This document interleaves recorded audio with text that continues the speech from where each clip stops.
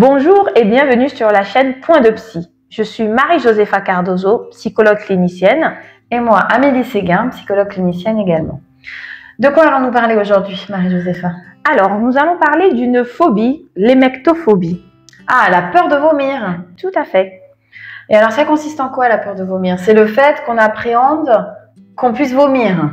Oh oui.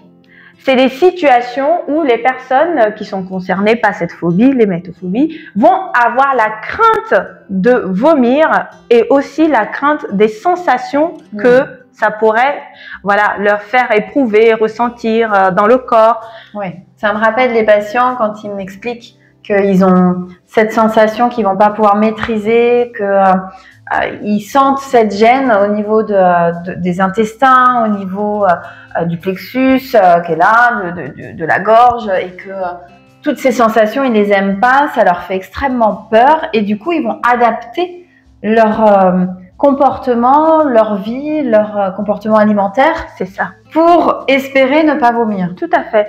Et l'idée, c'est quoi? C'est que ces patients-là, généralement, se comportent un petit peu dans les stratégies d'évitement qu'on avait vu déjà. Et donc, je vais manger que des aliments qui vont peut-être me faciliter la digestion ou que j'imagine vont davantage être plus faciles à digérer que d'autres. Et parfois même, ces patients vont vous décrire cette sensation, cette peur, comme si il s'agissait d'un risque de s'étouffer. Voilà. Du coup, on va essayer de vous expliquer comment on peut traiter cette phobie-là, comment on peut gérer les émotions, les pensées et les comportements face à cette situation. Tu as tout dit. Il faut passer par là, en fait. C'est la première chose, comme on l'avait dit dans nos vidéos gestion des émotions, c'est qu'il faut commencer d'abord par prendre de la distance par rapport à la pensée. Oui. Les croyances qu'on a, cette idée je peux pas contrôler, je vais avoir mal. C'est ça. Toutes ces pensées-là, il faut arriver à vraiment prendre de la distance et se dire, bon, si c'était une amie à ma place, qu'est-ce qu'elle ferait, ainsi de suite. Toutes ces stratégies-là, les mettre en place. Mais ensuite, il faut aussi gérer les émotions. Et oui, donc là, on peut se référer à la capsule 1 de gestion des émotions. Tout ce qui va être cohérence cardiaque, relaxation, bien travailler sur la respiration, notamment parce qu'on va aussi travailler sur les comportements et où on va devoir s'exposer. Ah oui. Et l'idéal, c'est que quand on fait face à une peur, l'exposition doit être toujours accompagnée par un professionnel qui va pouvoir nous dire dans quel contexte mettre en place cette exposition-là. Et sur le moment, avoir une personne rassurante qui est à nos côtés, ça aide.